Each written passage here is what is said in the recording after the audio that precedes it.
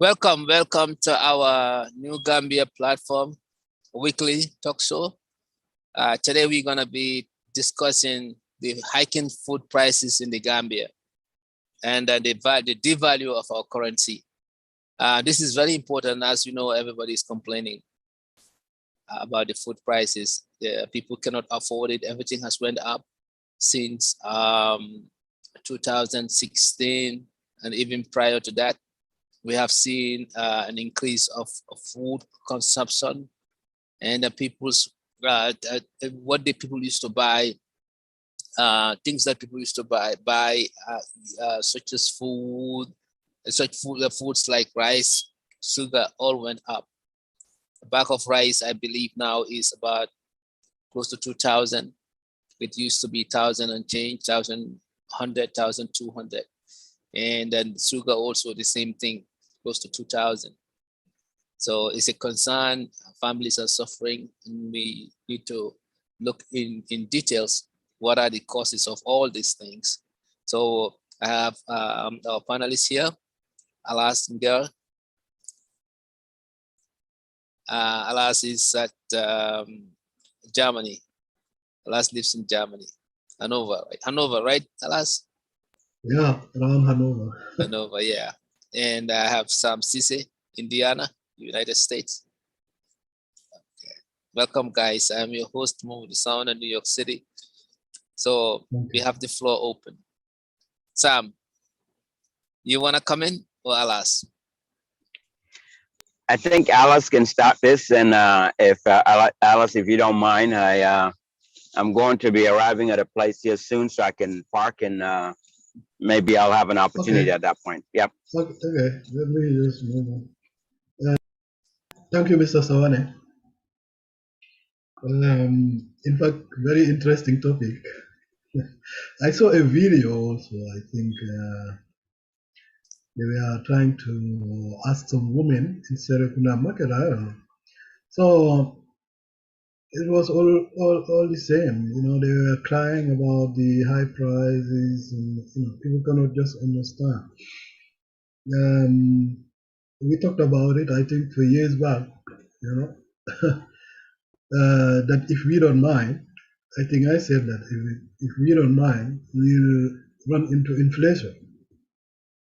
The way things are going. Maybe that time many people didn't understand what I was trying to explain, because it's difficult, because we take always life as normal, especially in the Gambia. We live with what we see. But there are certain things we can change it ourselves, like elections, to vote the right people, things of that sort. Anyway, the problem we have in here, how I see it, and the way we can challenge it is we have to try and stop the inflation somehow. Inflation is dangerous because when it starts, then you cannot change the prices back to zero. Either you stay there or it can be more. So what we can do is the government, no, I don't know. Let's take the government as Barrow's government, can only step in when they have time because they are busy with their courts and I don't know. They have to react very quickly and try to stop imports completely. We cannot, because Gambians are too dependent now to imported goods. Try to reduce it up to stopping it, because it's one of the things that is giving us problems because of how it works on the dalasi. And the dalasi getting weaker every day, because when they import, they have to pay in foreign currencies. And that is not good for the dalasi. So that is only one thing, and how to stop that, because we cannot stop the import and stuff, we have to promote agriculture, to my view. Every president says agriculture, but the way to start it, I said it here last time, I think. You cannot just buy tractors and throw it to people and say, yeah, that is agriculture. We need to start it from scratch, how I see the whole thing. We have a lot of young people, intelligent young people, very dedicated, to pick or make a group and try to recruit them. They don't need to go to university or anywhere. Just send them to places like Uganda, who are very good in agriculture, or Kenya, who are very good in agriculture. I used to say, even they used to sell us here their flowers. Just imagine what they are making for money, So there we have to start. We recruit some youths, and for example, we send them to Kenya for half a year, or I don't know. Let them look. Such things. The government of Gambia should make that with the government of Kenya to work hand in hand. I know that they'll help us. So this group should study everything and come back to Gambia. And when they come back, that is all before investing any tractor or any machines.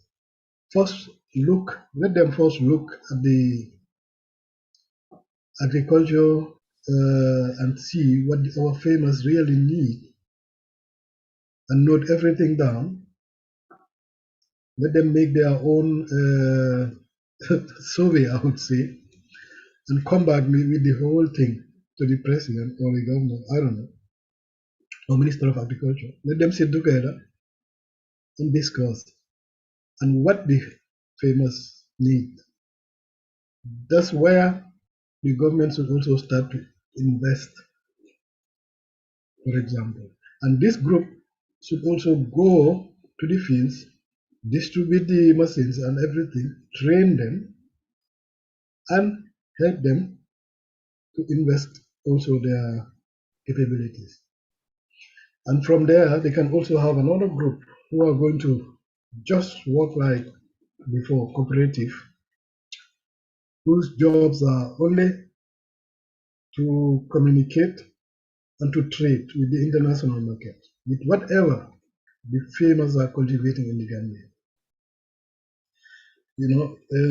Other countries did it.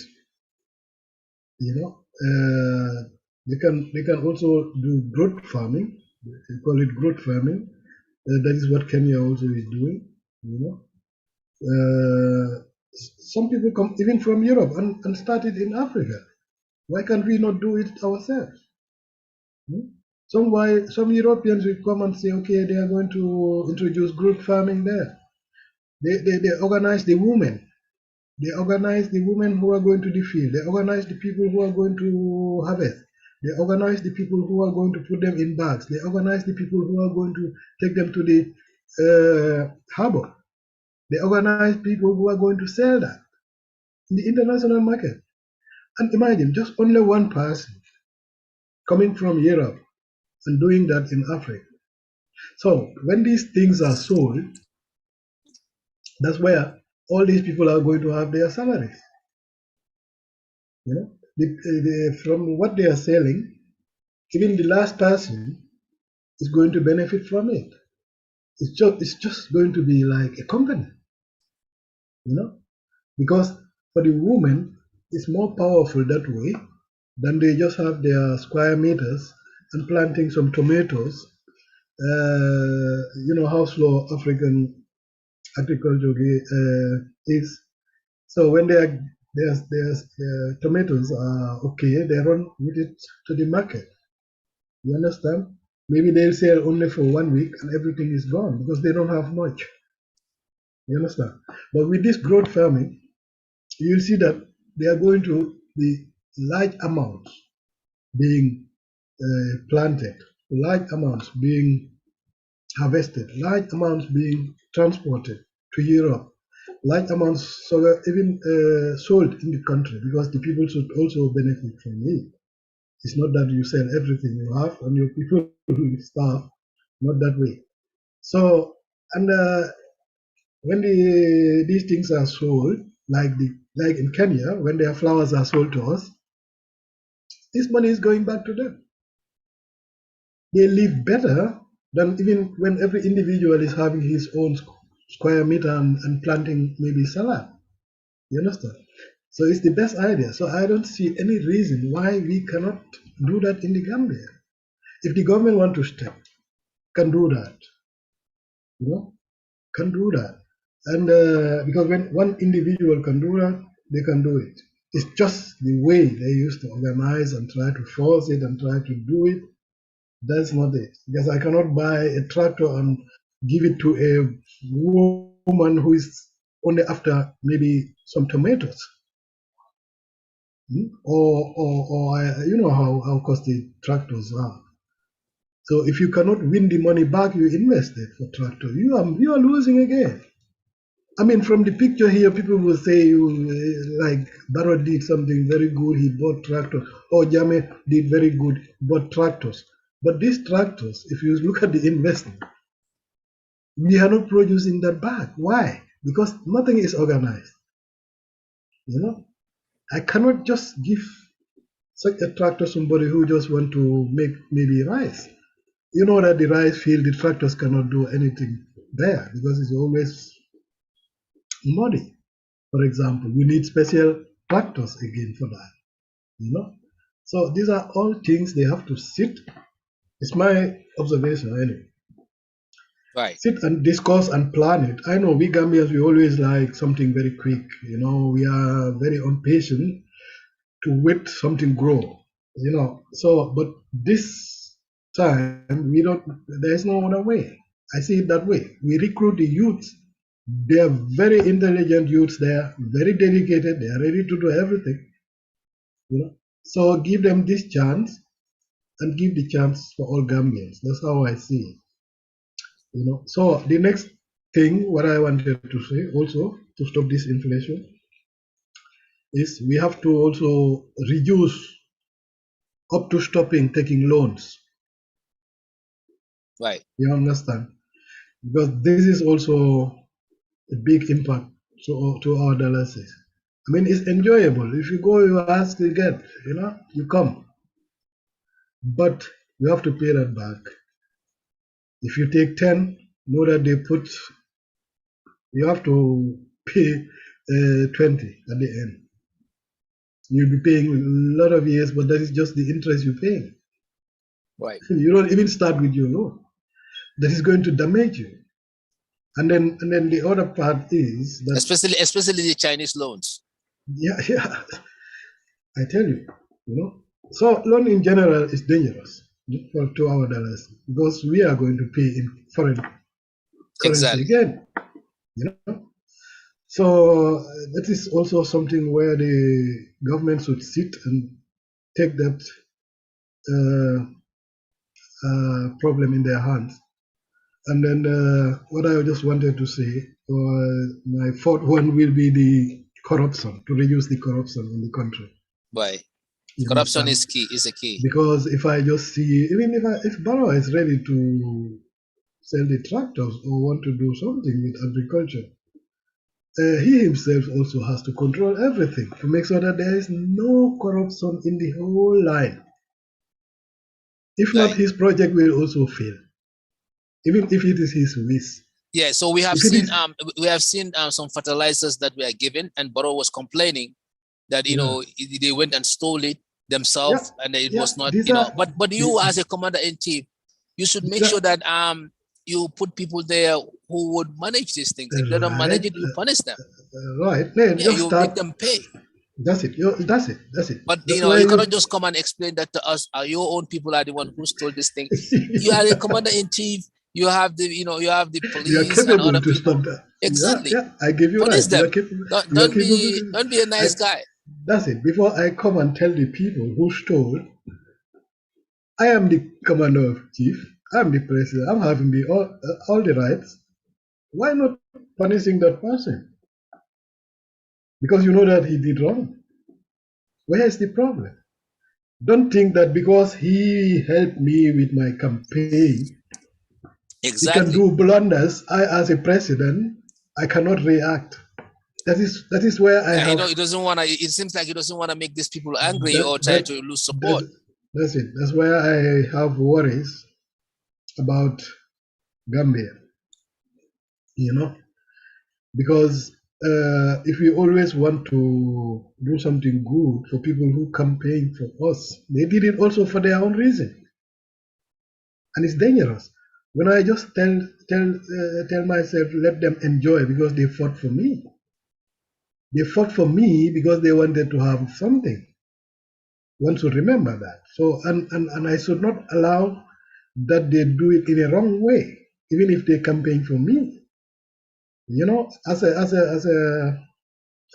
president, you have to be strict to certain level sometimes. If not, you are even making life difficult for you, because you should not accept or tolerate any corruption in the country. Because when we say that we want to stop the inflation now, for example, you go and invest for tractors. Some are very eager to have those projects. Why?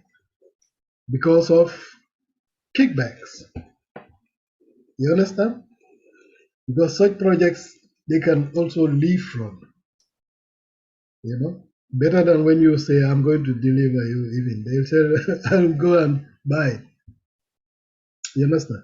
So you, as a president, it's your duty to cross-check whether everything is done accordingly. I mean, Barrow is a businessman, as he used to say. He should be asking of any receipt, you know, any bill before the money goes out. You know, I mean, he cannot do it all himself because he has a lot to do. But his people are there to appoint certain people who are responsible for these things, because that's why they are also having their salaries. Exactly. You understand? If they don't do themselves their work, change it. Change them. We have a lot of intelligent people coming from the University of Gambia.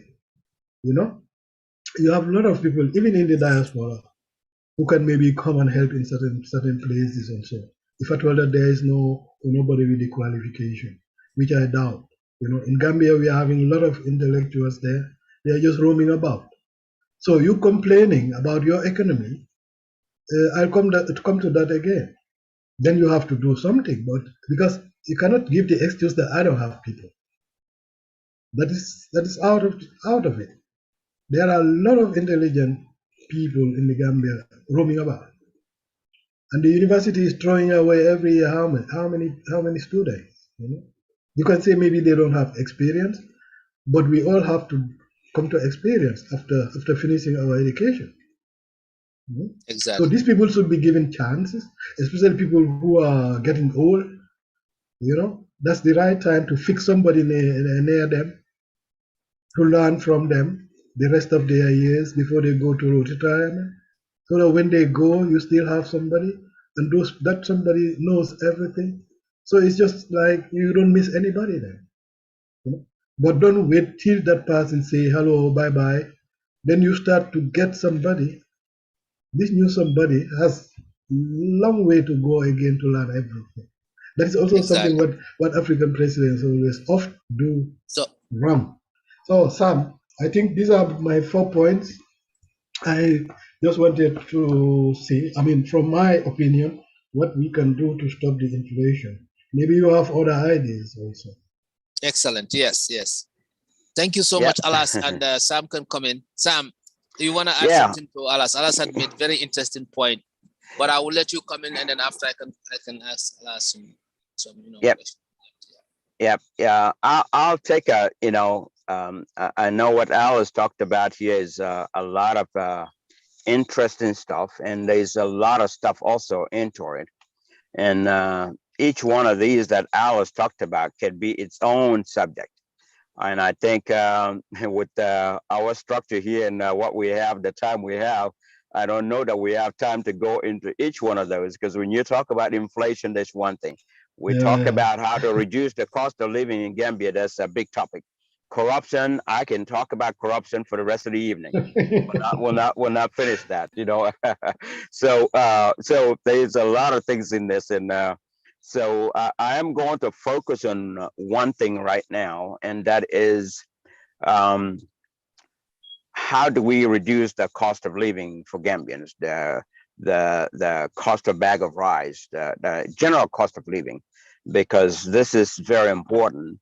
And I know we've talked about this here before.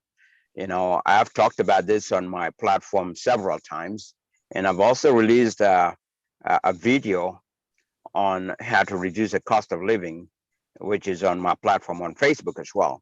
And so I'm going to repeat myself here. And and my plan and my proposal that I made for this is really, if we want to reduce the cost of living for Gambia, we've got to start something. This is not a joke. It's not an easy thing. It really needs planning. Just like I always say, if you fail to plan, you plan to fail. So if there is no proper planning to it, even if you get millions of tractors and bring them to Gambia and distribute them to people, that's not going to solve the problem. Because you're giving it to people with no training, no maintenance, no infrastructure, no sustainability, nothing in there that will sustain that for them. We're still going to be going back to zero. And the Gambian people are still going to be buying rice from dealers or the businessmen that import rice into our country. So how do we stop that? How can we cut the cost down? In order to cut the cost down, we really need to start something on our own, and that is by growing rice in Gambia, by going into deep into agriculture, horticulture, and all of that. All the stuff that we consume in our country, how do we grow them in the Gambia? This is the big plan. That should be the vision for any president. Really, any president. That's the vision. And I gave a proposal about this. And one is just to focus on rice alone. Rice is something that everybody eats in Gambia. Some people, well, for us in Europe or overseas right now, I can go for a whole week no rice. You see, I can live on that because I'm used to it. There are people in Gambia that can go a day without rice. So if they don't eat rice one day, it's a big problem. They can't sleep. So it's like they're still not full. They want rice. So rice should be the focus. You know, and really the focus on rice. My proposal is to really invest into the Jahal Pachar project. And in investing into Jahal Pachar project comes with a lot of planning and a lot of logistics and some things that can be done. And it all starts with government's, our own Department of Agriculture, taking the initial stage by doing some consultation with countries that produce rice the most. Okay, if you want to do a great thing, you want to do something very good, especially to feed the whole country, you really need to talk to the right people. Okay, and talking to the right people is, you look at the top 10 producers of rice in the world: China, Thailand. You look at Indonesia. You look at India is number 2. You look at even Brazil is one of them. You look at Boomer. You look at all these countries, and I know we have international and also diplomatic relationship with all these countries, with maybe most of them, if not all. This is the opportunity for our government to engage our embassies or consulates in those areas to with Gambian representatives and our people from Department of Agriculture to really have consultations with these countries and say, we need help. Average Gambians eat rice every day. Rice is our biggest headache. The cost of rice is a lot in Gambia, is continuing to rise. And we need to mitigate this problem. And how do we do this? We want your help. We need your help. Help us be self-sustainable by being able to grow rice in our own country, produce it so that we can live on our own and not take loans to buy rice, and not allow businessmen to import rice into our country and come and inflate and charge us arm and leg to get a bag of rice. So in my proposal, I said we can even sell a bag of rice for about 700, around 700. That's what I said. Sorry, around 800. So when I say around 800, it could be 700, it could be 850, it could be 750, it could be 900. So when I say around 800, And how to do that is when you talk to these countries that are the best producers of rice, for example, use India. Uh, Consult with India, talk to them and see what India can do for us. Have them come to our country, survey our country, Jahar Pachar, all the way to freshwater, wherever freshwater is, and wherever we can cultivate rice, and how can we incorporate irrigation system into this, all right, for areas that don't have fresh water. Bring them into our country, let them do that survey and say what they can do for us. Start with grants, help. We need help. Help us first. Anything that they can't help us, that's when you get into loans. And loans can be, these are going to be very reasonable loans that we can pay within a short period of time. And when they do that, um, then as part of the plan should be, we should always, when you're getting into something, you need to look at the long term of it and look at sustainability. How can we do this without them? Because when they help us to get it started, how can we sustain it on our own without them? That's important. And to do that is, as part of the deal, if you get ready to do a contract with these people, is to say, help us with the tools, technology, education, the training to get this done. And part of that is we need Gambian people, select Gambians. The Department of Agriculture can select people that are very smart Gambians that are in Gambia that have completed their course with agriculture at the department at a Gambia college or so, or in the field of agriculture in Gambia, and say send them to India for 4 to 5 years. We want them to study what you guys do best to be able to produce rice on your own. All right. Exactly. We want these people to study that so they can come back and be the leaders of this project in Gambia, because we don't want Indians or Chinese or anybody else to come and lead us. We should be able to lead ourselves. So first, we need to get our people in line to get that education or the training they need. If it takes 3 years, 4 years, 5 years, 5 years should be maximum, really.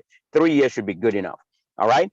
Once they get those people in line and get them to go do what they need to do, learn about rice cultivation, some will be focusing on equipment and equipment maintenance and how to operate them, how to maintain them, how to do all this with equipment, while some are working on the logistics and other stuff and studying that area. Then you bring this team of people from India. Let's say if I'm focusing on India, Indians will come in, or whatever country we use. So I'm just using India as an India, example. So no, India, no problem. You so can use India yep. as many So as possible. India, yep. India is the second largest. Last time I looked, they were the second largest producer of rice. So Right. I'll use India. So India can come in. When they come in, they start bringing all the equipment and go to Jahar Pachar. That's the first place to start with. Go to Jahar Pachar, and at Jahar Pachar, what they're going to do is they're going to build an infrastructure that is going to help us cultivate rice there. And as part of that infrastructure, in my proposal, I also said build a prison system in Jahar Pachar. We don't need Mile 2. Mile 2 is a place where human beings should not be living. All right. So build a prison system in Jahar Pachar that can accommodate twice or 3 times more prisoners than what we have at Mile 2. That way, when that prison system is done as part of this project, because we're going to use prisoners, we're going to close Mile 2, close Janjambure prison, close the Joshuan prison, take all those prisoners that were sentenced for life with hard work, take them all to this place, prison them at Jahar Pachal. Now their hard labor will be work for our country. One, you're going to produce rice for the whole country, but you're also going to produce rice that's going to feed yourself. We're not going to pay to feed you. You're going to feed yourself by producing rice at Jahar Pachar, producing rice for the country. Now that gives us free labor. You see, we don't have anything. We need to think smarter. Think about how can we do things in the most efficient manner rather than wasteful spending. So using prisoners, no labor pay, all right, to start this project. They're there cultivating rice and producing rice for the whole country. Now, as part of the expansion, we recruit the backway boys and all the youths in Gambia that are sitting that don't have a job, recruit them and incorporate them into this. You put them in their own place where they are in their own areas with the irrigation system, expand the rice cultivation all over Gambia and say, this is where you are. And they also will have an incentive for working in that project. All right, they will have some incentives for being there. This will encourage a lot of youth to go work there because they can get rice, a bag of rice, cheaper than what you and I can buy it for because they work there. All right, prisoners will have to work for free. We don't have to pay them. All right, so when this is done, then the Department of Agriculture will have warehouses in all regions of Gambia. In every region you go, they will have multiple warehouses that will also create job opportunities for people, for our youths, to be able to work and manage these warehouses. Production is happening at Jahal Pashar, mostly by the prisoners, and then the other half by our youths. That get imported into, transported to, of course, there'll be line of transportation that also creates jobs for people. That will be transporting these rice to bags of rice to all over the country in different places and allow people to buy a bag of rice for around 800 bucks. Now, businessmen that want to stay in rice business can go to Jahal Pachar or these warehouses and put minimums in place. They can buy a minimum of 5,000 bags of rice at a cost of, say, $500 a bag. All right, but they cannot sell. Nobody in the country can sell rice for the state minimum. They have to put a state minimum of 800. Nobody can pass anything, can say any, can sell a bag of rice more than that 800. That's the max. That will be considered that state line. It will be the price control for rice. Nobody can sell it more than that. So businessmen can go buy 5,000 minimum bag of rice to take it to their shops and sell it for 800. Anybody that works at Jahal Pashar or in this project can get a bag of rice for $700. All right. And everywhere else, in anywhere in the country, a bag of rice will be 800. So just that simple. Just by cutting that bag of rice down to that amount, because one, we're not importing. There is no imported custom duties for this, no freight and shipping costs for rice because we're getting it in our own country. Number two, the labor cost is zero. We are prisoners doing this. It may not be zero, but it'll be at least half because you have prisoners doing most of the work, and then you have youths doing the other one. And what the youths are doing, they should be able to pay them for doing that while the prisoners are working for free. So this is one way, and then rice will be all over. It'll be abundant. We will never need to import rice into our country anymore. Everybody will get a bag of rice for around, like I said, around 800 bucks. Very easy. And then after the 3 to 5 years worth of the Indians being there managing that with Gambians side by side with them, at the end of the course for the ones that they sent to India to go study, they come back about a year before the Indians leave, come and work with them side by side, take over the project. At the end of the contract, Indians take off and go back. Gambians manage it. When they come back, they send 5 more, 10 more Gambians to go do the same thing that they studied. So we always have a backup plan and a sustainability system where we can continue for the next generation to continue to do the rice cultivation, because we have people now that have the knowledge, they know how, they have the experience, they know how to fix any equipment that breaks out of there, they know how to manage people, and then we have prisoners working. As long as criminals are doing criminal activities, there is going to be criminals, prisoners in Gambia, and therefore cost of rice can be down to around 800. So that's kind of like my focus, and I want to stop here for now, and then we'll take it from here, but and go from there. But that's the plan. That's one plan. It's not the only plan. There are different ways we can do, but this to me is a great plan that Gambia government can put in place and bring the cost of living way down for Gambians. Okay, Thank you, thank you, Sam. And then think about other stuff: groundnuts, tomatoes, onions, all the other stuff that can come along. Yep. Yeah, thank you, thank sir. you. Thank you. I just Thank you, wanted Sam. to add something to that. I think Okay, I add wanted something to before I come in, because I have some questions to ask, and also I have some areas that I need to fill in. So, Okay, go ahead, Alas. Oh, you can go and go. I mean, no, I just wanted to add something to Sam's. Yeah, if you have questions, you about the about this. I mean, sending the people. I mean, for me, maybe you say that maybe I like rice too much, but the time is too long for me. 5 years, and we need yet now. It's an acute problem for us. Either we do the way that we solve the acute problem now, and at the same time sending people for studies or working with the Indians for the long term. I mean, because when we say studies, I don't know, agriculture, maybe they need 5 years. Maybe at that time it's not even normal there. And nobody can be hungry for 5 years because now we have acute problem now going on. People are hungry. So we have to get two plans, I think. The short term and the long term. I think we Yeah, are yeah, we'll be agree with that. We yep, need yep. So now, yeah, yeah, let me clarify that. Yes, that's what I said. The plan is to get something started now with the Indians. Okay, I right, use Indians as an example. They right, are going to start while we have people studying out there. And I said right. the study could be 3 to 5 years. It all depends. It may not need that. It could be Yeah, only yeah, yeah, yeah. Once we have it could be something only for 2 years. the, But at yeah, that once we have time, the something for the process is acute. already on. At that time, the process is already on. You have these experts that are in the country working to produce rice in the country while we have others studying. The ones studying are the backup plan. They are for the Right, long term, so that when they come right, back, by the time mm, they come back, rice is already in Gambia. I mean, when they started first right, year, 1 year, they have rice production. The first right, production, they can set goals. Let's do 1 million, example, 1 million bags of rice or 2 million bags of rice first year. Second year, they can say, we're going to do 4 million.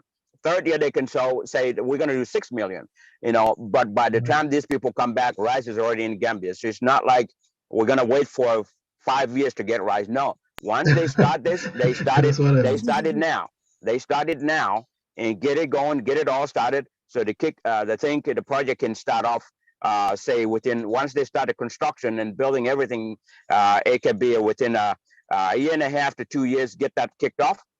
By the time they finish, like I said, by the time by the time we get to the end of the contract, our sustainability will kick in because our own people will come in at that time and take it over. So that for the long term. Yep, that's what I mean. Yeah, yeah. And again, your second point about the prisoners. I mean, everybody who did wrong should be treated also like as the law says. But just to be a humanitarian, I would Yeah, suggest when they are. I also have a concern about the prisoner area too. But go No, ahead. no, the idea is not bad. But as humanitarian, I'm just saying when they should work. I mean, they can do it, but still they have to get this incentive so that they will be motivated. I mean, when they should not receive maybe like a minister or something like that, but the hard job they're doing on the field, not only to get rice back, but to have a certain percentage of salary, where they would be also happy. I mean, and save it maybe. One day, like Christmas, also they can use it to buy for their families anything. In, You know, I mean, you yeah, will say that in fact, I'm too yeah, nice no, for actually, prisoners. alas, I think our prison system is a little bit cruel. It's very It's hard. a little bit Yeah, cruel because I mean, it's already a punishment. no, the thing is, When I alas, when and yeah, then Sam, the reason why I know the concept that we have in Gambia, prisoners should be punished, but locking somebody alone is a punishment. Not seeing his family, not moving around, the psychology alone. I understand, the magnitude of the crime they commit and so forth, but prisoners should be taken care of very seriously in terms of their Well, health, in terms yep. of the kind of labor that they do. I don't even think they should be doing hard labor, considering the fact of the value of human life, like Alas is saying, because if you look at the West here, prisoners are more taken care of than even people living by themselves. I went to the prison to visit someone I know. The guy even gained even weight, over there than actually when he was outside. And he didn't have to worry about paying bills. He didn't have to worry about all the craziness that we encounter here. So prison life in the West is treated differently than us. And then that's why I think, when people go to prison in our country, they tend to probably die quicker. And then they probably like, suffer in a cruel way. When I realize what is happening in the West, I try to see that we are probably doing it wrong. Locking somebody up alone from their family, from being free, is enough even than having to put on top of them a hard labor. And then what Alas is saying, if you're gonna do that, you probably will have to give them a petty cash somewhere so that they can buy what stuff. Sam said is okay. I just let wanted me to say let me get into that. Let me get into that. I know, like I said, this is a huge topic. It's a wide topic, and there's a lot in it. We cannot say all of it. This is why I said proper planning. Planning is important, because what can happen, even though I said free labor for prisoners, yes, it's free labor, but it comes with something. And the reason why I said closed mouth too, because number one, for humanitarian ground, from that perspective, humanitarian grounds, prison mile 2 is a horrible place to keep people. Okay, I once said that I will not even let my dog go into certain places in that area rather than people. So I want to give them, the proposal is to give them a better life. One, when you build a whole new prison system, when you give them a whole new prison system with everything, I mean, they're going to have television stations there. They're going to have all kinds of things. They're going to have a better living condition. They get out of mile 2, they go work. They work for themselves. We are feeding them right now. Instead of us feeding them, they go feed themselves and then produce more rice, which they not going to be the only ones doing it. Gambians will be doing it. So as part of staying in that prison, now a nice facility, electricity, water supply, flush toilets, I mean, library in there. They can study, just like in the US. People can study and get a degree in prison. They will have all of those opportunities. They can have all, that will be the incentive. Yeah, they will learn new skills in there. They will have all the incentives there that they need.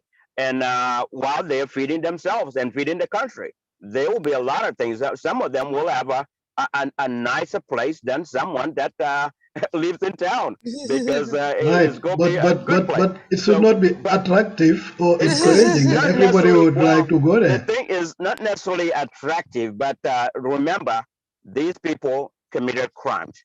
Some of them killed somebody. Think about if they killed your own mother, or somebody killed my mother. Yeah, but that is a different case. Those people they're paying the crime. That's why they're there. They're paying a crime. That's why they're there. So they have to face the consequences of what they did.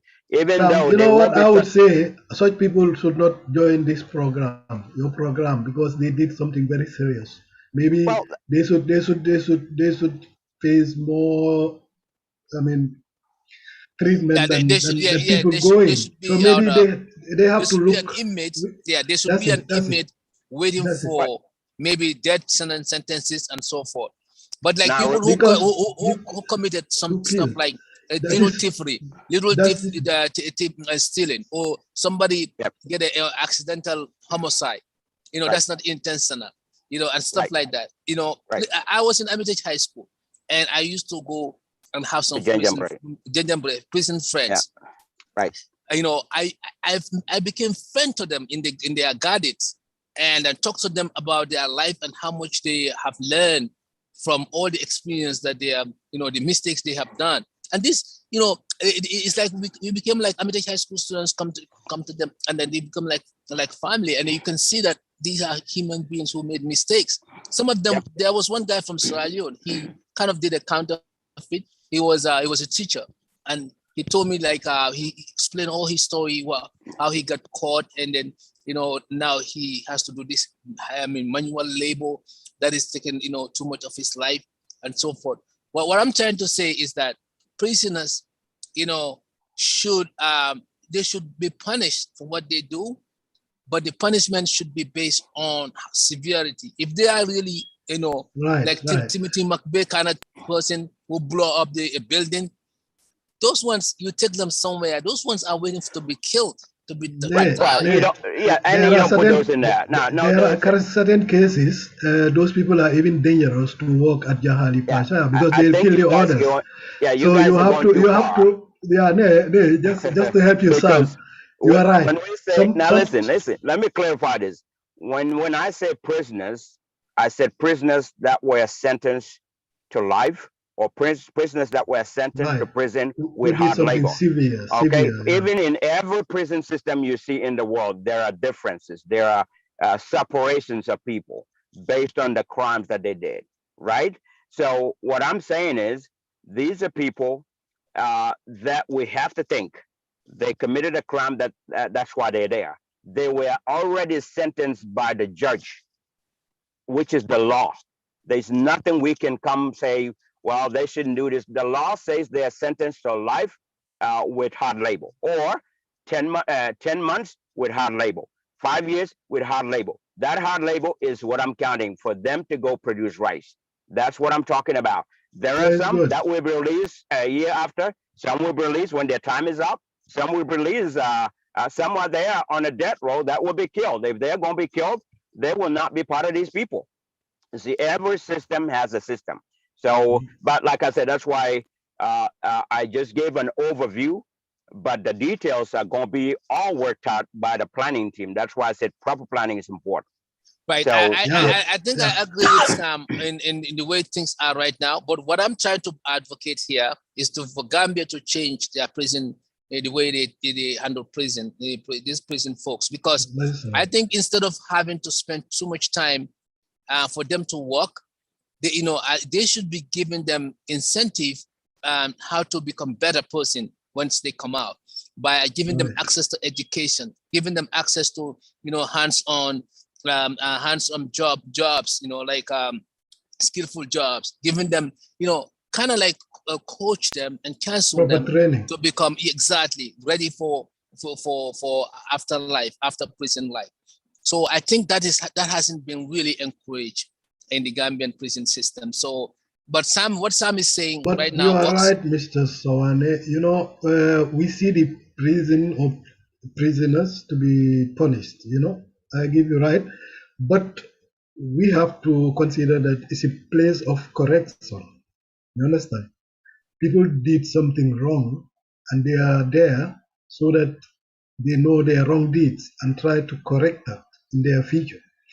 It's a place of correction. So, being the case, I'll come back to Sam again. I mean, I can understand him. I just wanted to teach him because you cannot just say all, because you have different kind of cases, and people who really kill people, those people are mentally ill or something like that, and it's even dangerous to send them in the society just like that. They can be killing the other workers, So unless they are treated and psychologically tested from a psychologist to say that, okay, there is no danger that he can go and do certain things with other people, other colleagues. If not, it's not going to work. It's even dangerous. But I just wanted him to talk about this topic, because when you say prisoner, doesn't mean that everybody did the same thing.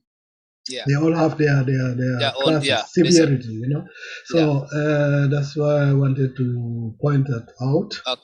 And even if we do, the other prisoners who are doing that, to give them incentives because they work something, you cannot give them salary, but pay them back incentive, because there is nothing like you do something, you sweat, and then have something paid back.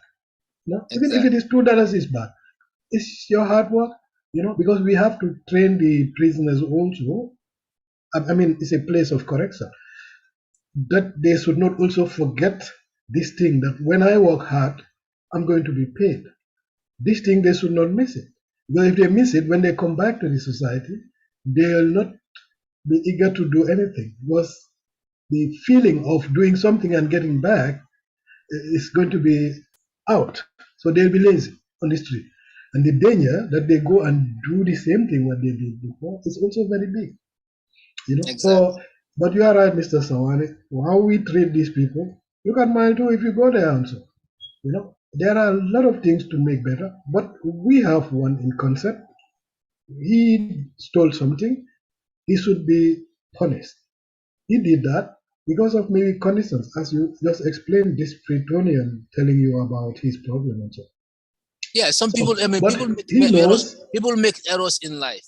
Yeah, And he then knows that as a is wrong. prisoner, if you make Yeah. an error or accident or stuff happens, like you should be the way to make you better. It's not always, been applying those kind I of understand punishments. you, Mr. Sawane. While we are talking, some people in Africa will be even laughing, because we have one concept, prisoners should be killed, or a thief should be beaten to death, So these are all brutal things, Yes, but So sometimes even laws, it's just like we always think that hitting our kids would only yeah, I mean, correct the we, kid. we go very brutal with Sometimes prisoners and so on. it's not about that. Sometimes it's about helping the kid, helping Yeah, them by setting certain programs for them, educating them, talking to them. Equally, hitting is okay somehow, but you also need to apply that. That's what I'm trying to comment. Yeah, but and again, what I wanted to say, that was only one point. And the problem of, I just wanted to answer to Sam is, or I will say myself, because I raised the topic about import. We don't just only import rice. If you look at it, Gambians, I said it here one time also, that we are very relaxed on the ground, that we expect everything good now should be imported. If we are hungry, we have to wait till the ship come. I said it here one time, which is not only dangerous for the dynasty, but for ourselves too, because we are getting lazy and lazy and lazy. After we cannot even produce tomato for us because we are normal. We'll even forget it. yeah, because you know How why? many women are doing that now in Gambia? Do you know why? And they run with it in the market. Do you know So why? yeah, I know. You know why? Tell me a little bit. Yeah. Okay. The reason why we are importing everything, first of all, we are not creative at all. Gambians, we are less creative. We don't want to try things. We want things to happen. If you look at even people who are creative among us, when they say something, they say, they doubt it. Let's do this. They will not join. They're the last people to join. They have to see it. Let's say, let's form this group. Let's create this for the community. No, in the back of it will not work. I've seen that here. I've seen it in Gambia. It will not normal. work. That is normal. Even if you are doing something, you have to make it work. Then after they say, that's when they will come in. When the boat is already moving. So we are not a self-starter. Gambians are not self-starters. They don't try an idea. Yeah, they don't put something into practice. So being that we are not trying many things. So instead we want ready-made. Even the clothes, we want them from Europe. We want them from America. The shoes, I've seen one Senegalese man started making shoes himself from a plastic this thing, and then now he became so creative that he created his own fashions. Gambian people, we want anything that is not imported is not good. Whilst things that are imported are even worse than what we have on the ground. Yeah, so and then the thing is, what we have to do is we have to love ourselves. Loving ourselves means what we have to love it. Why are you looking for something elsewhere whilst you have it where you are? Africa has everything where we are. We just have to find the knowledge to convert it. And some of these things, cannot go. It's not about going to school. Although going to school, learning technology, all that stuff, is good. But we have to learn things that will make things happen. Learn about history, learn about things that, would not make anything readily available. It's just, it's just like going backwards. I'm not saying history is not important. I'm not saying all those things are not important. But learn things that would be practically applicable in our society and improve somebody's life, solve a problem. We are not problem solvers. We are creating problems. We create problems ourselves. But I think the whole thing is just patience. We need to have patience. For example, if I want to be rich from bananas, I have to calculate the time from beginning, from the seed up to harvesting. It takes time. But at the end, I have my money. So this gap, I tell Patient you, is is also our part of problem. it. Patient It's is our also part of problem. it. No, that is Yeah, our problem. The yeah. patient to Patient wait for not something. believing in ourselves, We cannot do that. not being creative. So, It's but all part of it. before, Gambia was many people were farmers, and they were having that money, and they could even feed their families. Those days, if you go up to Koina, so if you have more cows, you are very rich because you can feed yourself from meat, and so people were living also a little bit easier. Not like today. I have to. I'm Yes, a farmer. I want to drive Mercedes Benz tomorrow. Things like that. So life gets difficult. So everybody think that what he's doing is nonsense. He run to the urban area. exactly. Now you But nail it. when they are there, there is no possibility with their skills. So they start selling something to live. Exactly. So they'll be business. Yeah, Everybody wanna go to and this through that, notion. that's it. So sometimes I even laugh when I just see everybody is selling. I say, when everybody is selling, who's going to buy? Where are the buyers then? Because everybody is a businessman, So it's very interesting. It's working anyway. But sometimes I ask this question: where everybody is selling, who is going to be?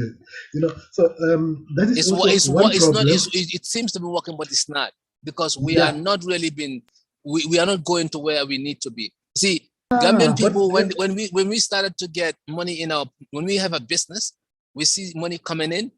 We don't factor the cost of our the expenses that are taken from that we did. We don't pay ourselves. We just look at the money coming in. Let's say I have a store.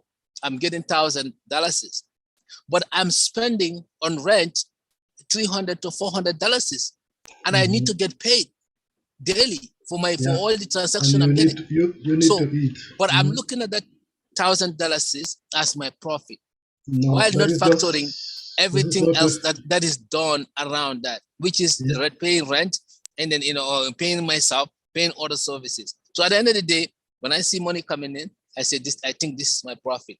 But when the business kicks up for like 1 month, 1 month, 2 months, 3 months, or 1 year, also, then we started to see a decline in everything. The bills are catching up, and stuff are happening, and we say, "Gee, Carla business or Tinyata is out of business." Why? Because we never factor what we see money coming in. We think that is all ours. So Yeah, we but need to don't you subtract think the everything problem out is, and then put it on the side, and then we know that this is definitely this month I make $200 is profit. So I will know this is what I make. But if you think that $1,000 is all yours, then you're gonna be overspending. At the end of the day, we that's why we fail in our businesses. that is true fact, but don't you think it's our curriculum is also part of it? Because I cannot just push it to the people, because I used to say here we have to change our curriculum, the school system, and especially the subjects we are learning there. They are not for Gambia. They are not for developing country. We need to have more skills and all. I've been saying that all the time. We need to Yeah, change our curriculum, because we are not focusing on our because problem. how can you expect somebody from St. Augustine just to open a shop and sell something? It's not what he learned. He's not taught to make business. He's not taught to do. Maybe now they have even a lot of subjects going on. You know, even to start a business, something technical for himself. Maybe he's also not help for that. Because the way our school system goes. So when people force themselves to business, like dickheads like me, I mean, for me, the advantage is my parents, they were doing business. And I used to help maybe from there, only lucky people like that. But No, when so you you're train it through family ties. So you yeah, were kind yeah. of the system. You are in the system. Most of the, yeah, not official, but I could learn some things from them. Maybe Exactly. that helped me. Yeah. So when I came, I did it right here in Germany. To do it right. I mean, go to learn for it and everything, and more. So then we cannot blame our people when they just start to force themselves. Like the farmer you have now, go to Serekunda market and want to build a shop. Definitely, he's having a lot of disadvantages because that is not his field. He didn't learn it. So these are the problems. What we also need to correct in our school system, our curriculum. That will help. A lot of skills because we need developers. So for me, my point was, it's very difficult. On the other hand, to say less import and or stop import because in Africa it's oft so that people helping the government, business people helping the government, is not their interest about what we are talking here. That Gambians try to grow and eat what they grow. That is very different from their interest. You understand what I mean? Exactly. So even if Barrow wants to support the agriculture, they'll try a way to discourage that. Why? Because it's not their interest. If Gambia try to produce their own things, they lose money. You understand? Their business will not work. You understand? So they will rather promote import goods where they are living individually, not for the whole Gambia, and their interests, and people will buy and buy and buy. Then they are okay. But once people start to make their own thing, it doesn't fit them. So what I'm telling you now is reality because there is even one country, I don't want to mention it, the president had problem with all of these business people. He was even at the end afraid of his own life. You understand? Yeah. And that is reality. That is Africa. It's very sad though that people always follow their individual interests that other people suffer. So such business people, I tell you now, many people don't know, it's not their interest. Because why? That's where they are living from. They'll import the goods and sell it, and then so the other Gambians sitting on the ground, just going, buying, they'll be lazy after to make their own production. And that is not good at the end, because then we are fall dependent, I said it here at the beginning, from what is coming. Even onion, we have to wait for the shipment. And Gambia was not like that. Yeah, so that being said, that needs to be understood. Yeah. Even the closest friends, and most of them are the closest friends from the president. It's not their interest that Gambia produce their own thing. Yeah, so all this you are saying, Alas, it looks like these are all some corruption kind of embedded into it, because when things are imported, perhaps they get corruption, but because they are business people. Yeah, if you have it's some kind of some type of corruption because they're getting something out of it, instead of like our local people. But right. and then like you said in the beginning, corruption is the key for most of these things that is happening in terms of this hiking in the prices. And I think I want to emphasize a few points here before Sam comes in or before we wrap it up. The key to our success, I think, is business owners, people who are selling. Okay, give them tax incentive. I said this before. If we give businesses tax incentive and allow incentive by hiring more people, and also by lowering their prices down, that would help. And then make them find a way how to make profit. Because the reason why they are hiking the price, because they are charged also from the other end. If a shipment comes, I used to buy, a potato for, $5, and then the shipment came, and then now I'm buying it for $10 or $7. I would have to increase at least $2 more or $3 more in order for me to make to pay my bills or to pay my my rent. So everything is depending on also where it's coming from. And again, people can say because of COVID, people can say because of the world has changed. prices is going, even in the West, prices are hiking. That's true. That is true. We have to be honest to ourselves. But at the But to a same time, minimal percentage, not like exactly, Gambia. Every not day like $2 Gambia. The Gambia, more. the increase is almost like 100%. It's like double. 200. So that is the concern here. We are not saying that prices will not get increased, because the world itself has suffered because of COVID and other related stuff. Now, another thing I think I leave the bulk of the responsibility on the government, because if you see this happening, when you have a crisis, you sit down and sit with your technocrats, your financial advisors, and see how can we solve our national crisis.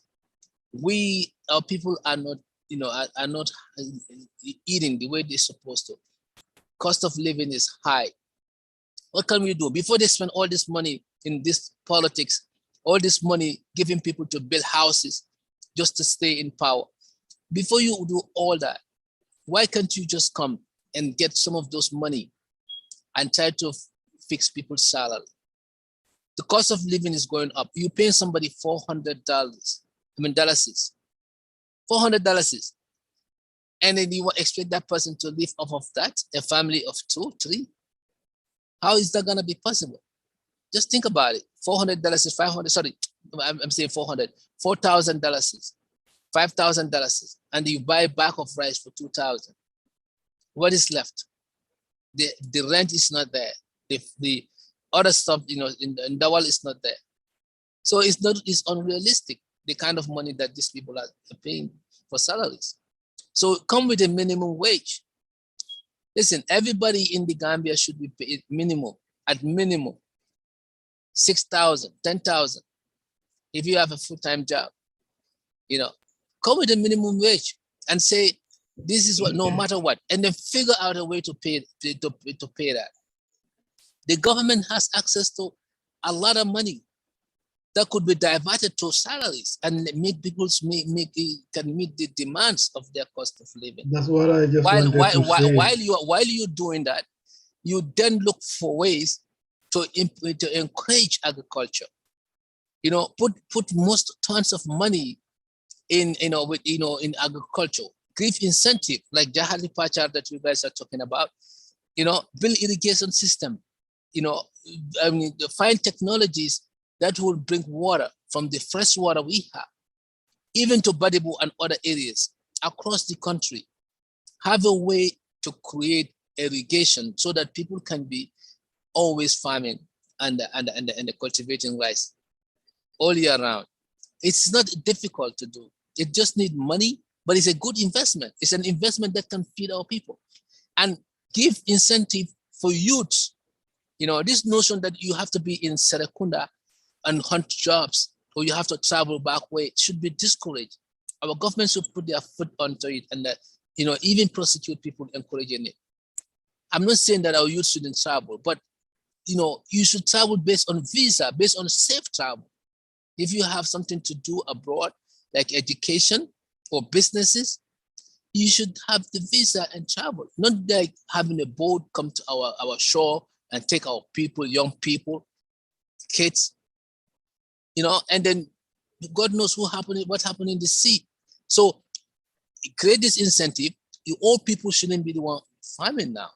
Farming here in the West is really, encouraged, and people who are farming are the richest people here. So our mindset needs to change. Farming is not in our old days, poor people farming. No, farming now is the way to go. Farming and gardening is the way to go. That's why you see a lot of people in the West are going back home, creating, buying this plot of land and then paying people and then doing gardening. So this is the way for the future. We have a lot of land. I'm not saying that our land, is not, our lands are infertile. They are fertile. If we have the right fertilizers, we have the right instrument, we can really make things happen. But the government has to spearhead this. Yeah, the government job is not to create jobs, but they create incentive. They create the mindset by giving incentive and educating people, and then finding a way to encourage them. to go back to the land. I think once we start growing, I think that is very, very important point. yeah, You know, to once give incentives that people go back. yeah, once then, once we started, that trend, and young people going, in the urban area, in the rural areas, having their own, gardening, water host, using technology, things become easier. People here don't go and put their back like our days, hoe and no, they have machine power plowing they don't use donkeys and the cows to go and plow the soil. They have machines doing that now. The government should tractors and other stuff. Incentive. People can have work for 4 or 5 hours and come home. That. Exactly. Come 4 or 5 hours and then come home and then have their life. But no, our incentive is tie and suit. You have to go in combo. You have to be walking around, in that crowded area, trying to find a living. While we leave a big chunk of our land unused, wasteful. And now we are fighting for food. There's no agriculture. There's no planting. There's no anything. Things are deteriorating, and now we're complaining. We are starving. We are not having food, and people are people in the West are getting tired. Sending money, tons of money have been sent every year in the Gambia. How can somebody be depending on that for life? People sending you money to feed up for life. Come on, that's unrealistic. So I think we all have a stake in this, not only the government. So I hope our listeners, our viewers would take this and run with it. Let's all focus on agriculture. Let's make Gambia an agriculture zone. Let's focus on technology like irrigation, technology like machines, tractors. Let the government be realistic about this and then make people accountable. You mentioned something here very important. You cannot give this equipment or this money to these farmers or these people who are supervising them or who are taking them and don't make them accountable. Like the president was once saying about fertilizers, they were all stolen. But where was he? He, the commander-in-chief. You should put your eye on stuff. Don't wait until things are gone and you start to ask questions. And you should be holding these people accountable. They are under you. If anybody stole anything, lock them up. That is the reason for our judicial system. That's why we have the police, we have the prisons. Lock them up. But don't come here and complain, and say people are stealing. People are stealing. We will blame you because you are the commander-in-chief. I think I wanted to say something, Mr. Sawani. Go ahead. Osam, you want to come in? Well, I just wanted to add to that, but if you have something, I can wait. Yep. Yeah. Okay. Just because Mr. Sawani raised this topic. I mean, I cannot blame Gambians, because even if young people have this idea, they need help, and the help should come from the government. To organize, for example, the youths, to give them this opportunity to have skills to find their way. So many people maybe in the Gambia they have the idea, but there is nobody to help them to move forward. I mean, I tried it some years ago, but I didn't have any help from the side of the Gambian people, which was very sad because we did it in other countries, it's working. So I just come back to the advice now, what you said. When Barrow give people something, when they do it bad, normally he should act, which is very right. And the punishments are there. He should deal with it that way. Because if not, people will point him fingers because he is the person employing that person. So he's also responsible for everything.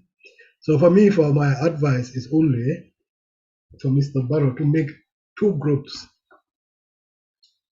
One only for people who made campaign for him and his election thing there. You understand? Another group, just people who are going to develop the Gambia. You understand? Only developers. And these developers doesn't mean that they should always be from NPP. They are Gambian intellects who he can use to bring the Gambia forward with their qualification and their knowledge and skills. You know, and these developers, they can even come from the side of the opposition when it's necessary to see somebody who is capable of helping the Gambia in this special way and employ that person to be one of your developers. You know, and all other Gambians who are having these qualifications, doesn't matter. We have a lot of intellectuals just roaming, I used to say, in the Gambia, with very good papers. The University of the Gambia is throwing away every year how much, you know, just to make these two groups. Because the group who made his campaign and for election to win, we have to be careful.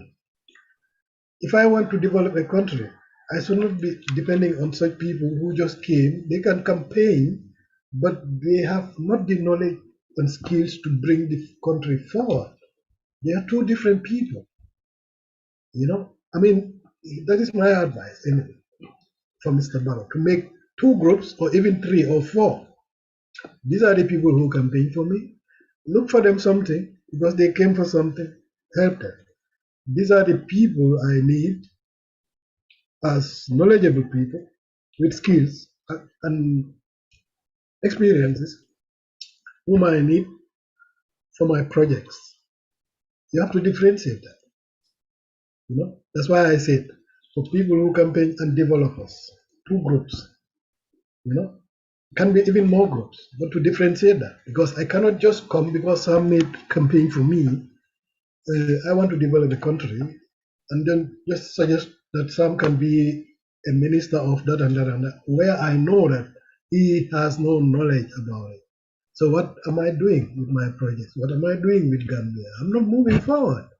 So I should not be surprised at the end of the day that I didn't move an inch because I'm taking the wrong people at the wrong places. I mean the right places. So for me, that's how I see it, and as advice, you know, because I wish that he also at the end to be proud of his projects and so. But it's just an advice because there are many people who came to campaign for him and so. Everything is nice, but when it comes to the development of the country, those people have no idea. If I am Mr. Barrow, those people have nothing to find in what I'm doing with my projects because they are going to help me. They like me, they love me, they fought for me, but that is very different from when it comes to developing the country. That's my opinion. Or Sam, do you see it different? Thank you. Thank you. Yeah, Sam, what do you think? Well, you know, like I once said, running a country is not a joke. It's not an easy thing. You know, what Alice was saying, I heard them. I heard him very well, loud and clear. Getting two groups of people, or maybe three, I don't think that's necessary because, you know, when it comes to campaigns, people can campaign for you and help you win. And some of those people really have no place in the government, really, no place in the government. They should not even be there. They can talk, they can do things. Yeah, let them campaign, let them give them responsibilities in your party, but don't bring them to the government if they don't have the know-how. Part of our problem in the Gambia is the know-how. Know-how. You know, there's a lot of things that president don't know how, and unfortunately, he also has people that don't know how in certain areas. So, you know, if you have two people that don't know how, and you want them to manage something for you, guess what? That's not going to work. It's not going to work because the know-how is not there. And people coming from universities or Gambia's university is good. Like Alice was saying, sorry, I'm driving in the traffic here. Like Alice was saying, Yes, the university is producing very good graduates that come out. They still don't know how. So what do? Get the right people that know how, the ones with experience, bring them, make them the lead in all the areas that you need development in. Let them help you develop, and put the other ones underneath, the graduates underneath them. Let the graduates learn as they go, because you don't, I look at Gambia as uh, we are unfortunate. I'll put it that way. We are lucky in certain areas, but we are very unfortunate in some areas. Especially when it comes to leadership. Especially when it comes to leadership, we are very unfortunate. We still don't have the right person that knows how, that is going to have leadership skills, that is going to stand up and run this country the way it's supposed to be. Just like I know there's no university in the world that you can go and study to And become we a are also president, unfortunate when it but comes to followership. Also, our followers are also a disappointing story. well, I mean, if a leader knows how to lead, they will be able to lead followers regardless of who the followers are. The leader has to know how to lead. The leader has to have leadership skills. The leader has to know and has to have that experience of leading people, leading people and leading a country. That's very important. And you cannot just get that from coming from a university. You have to have some work history that allows you to have that leadership skills, alongside with studying and knowing how to do things. A lot of things that need to be done. You have to know all of those. So when you get into position, you can function immediately, because there are different, as you know, all these departments from the government. There's a lot of departments. Yes, no president is going to come to a country in any country and know how to run every department. But your leadership skills will allow you to manage and recruit, hire, train, and put the right people in place. That will help you move your agenda, which should be the best interest of the country, not the best interest of anybody, for that sake. So lacking that leadership skills is part of our problem. Big, big, big, big problem. Because I don't need a 2-3 different groups to help me run a country. I need a one solid group, by putting the right person in the right place. And if you look at my comprehensive civil service reform, also that a proposal that I made, that also encompasses that, having the right people. You have the right people, the right players. Any game you go to play, if you have the right players, the chances are you will win. If you have the wrong players in the field, you're not going anywhere. You're not going to win anything. So it's just that. It's just that unfortunate, that we have a lot of wrong players in the field. A lot of wrong players in the field that cannot move us anywhere. In fact, that are actually moving us backwards. So all of these are things that need to be considered. But it all starts with the leader, and a leader that knows how to lead people is a leader that's going to also hold himself accountable, then hold people accountable. So a leader that knows how to lead people is not going to be a leader that comes out and say, well, they're stealing this, they're doing this, they're doing that. No, you go after them and you arrest them and hold them accountable, take them to court, let the justice system take place. If they get sentenced to prison or charged with whatever the charges are, well, guess what? Whatever the judge decides on them, that's their fate. That's what they created for themselves. But set an example. A leader sets an example, a good example that people need to follow. That way, everyone knows that you mean business. People are not coming to take advantage of you and do whatever they want. And look at how much money we wasted. Think about all the money that's been wasted in Gambia in the past 5 years. I mean, that alone can develop Gambia. We don't need to have another 5 years to develop Gambia. We should have developed Gambia. How to take new loans. Exactly. There are certain things we can do in Gambia, and we will be self-sustainable. We will not need loans if we have the people that know how. The know-how is what's lacking. But That's Sam, what's that is lacking. only possible. That is only possible when you corruption. If not, you have That's no what I'm talking chance. about. Yep, that's what I'm talking about. That's all part of that. That you have to have people that know how.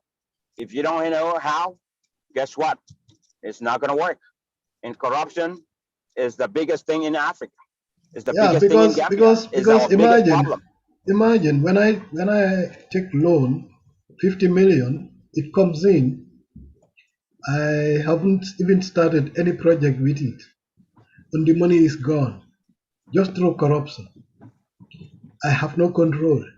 So that Then means because when I want to start my project, I have to go and take another 50 because the other 50 is already gone. I cannot yep, even show you where that yep. is. If I were the president, I would fire every single one of them. I will fire every single one of them. Because if I took loan and the loan came to Gambia and the loan was not used for the intended purpose, instead it ended up in people's pocket, I will fire every single one of them, get them all arrested, take them to court, prosecute them, let them face justice. That's what I would do That's why people say before I even corrupt, think about taking another loan. Because if you take another loan, guess what? It'll be the same cycle. and that plays also a part of helping the inflation in the Gambia because Yep, when you take loan, it was one of yep.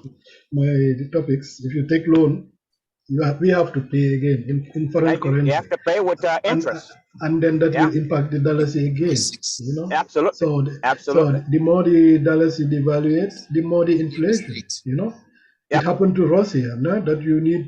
If I say people used to laugh, you will need almost a bag of money to buy bread because there is no more value, and that's where our dollar is headed. And we don't. There's another topic also. What also helps the inflation and the devaluation of the dollar, this money laundering and false dollars, they are yep. rampant. They are rampant, and there is no control. One will come with $5 million false money. One time it's in the market. There is no control, and all these things are dangerous for the dollars. That would have been the fifth one from my list. That's also something need to be think about. Yeah, the devaluation of our currency is a key, and then mostly this has to do with the import we are doing, because once we import, we kind of pay everything in dollars. So and then the match is getting far more. I think $1 is how much? $50 is correct. Yeah, before it was lower. So that is showing you that the dollar is devaluating. And when that happens, more often, you'll see that the dollar is nothing. And then we import goods. So these things are going to be very costly because the salaries, you said it here, are not increased. They were increased, but when you have the inflation quicker than the increase of salaries. So Exactly. you don't have any effect. It doesn't have any effect. Now can Barrow even give everybody $50 is more, but what is the change? Because when they go to shop, the price is already 100%. So it's difficult. So we need to look at these points, what I just mentioned, from 1 to 5. Now I have a fifth one, the money laundering. I forgot it, and try to see what we can do because we have to stop it because it's dangerous. Exactly. We are leading to with the dollars somewhere. It happened to Russia, and those countries are even bigger and economically better. So we don't have, and the dollars we have. Look, even the women are trying to change the dollars now to foreign currency to buy their goods from Senegal because those people they realize that the dollars has no value, so they don't want to take the dollars anymore. That's where it starts already. That everybody run away from the currency. Why? Because there is no value. And Exactly. why did it happen? Because of these 5 points I just mentioned here. If you don't try to do something and try to stop it, things will be higher, higher, higher, and that's very dangerous in our society because the salaries are not going higher, higher. So that was Well, it. So well, I'll well, get well. back to Let's wrap it up. I think we come to the end of the show. Alas and Sam, your final words? My final words, let them go to court very quickly and then decide what to happen, because Gambians are waiting and they are crying now already. That means job needs to be done immediately, because we have an acute problem now. And I would say this court business, they have to clear it so that people know, because it has also an impact of our economy, but many people don't know. Many investors are not ready to invest because of this uncertainty. You understand? And even some people in the Gambia, they want to invest, but because of this uncertainty, so it needs to be cleared, and let the judge say the last word there, so that Gambians know where to go forward. And the problems we're having, especially the inflation, and so I think the government should take it very seriously. It's serious, before we have more complications, but people don't see it. So thank you very much, Mr. Sawane and Sam. Yes, thank you, Alas, for that wonderful ending. I think the courts would decide what our fate is from now on, being that the case is in the court. But definitely, the issue of food price and hiking is something. Even if the court decide whichever ways, we're still gonna encounter that, unless and until some of the things that we said here are implemented. And then the government acts accordingly. Otherwise, and then our Gambian people are also, encouraged to really, grow what we eat. Unless we do that, trust me, we're still gonna be suffering. I mean, importing. Sam, your final words.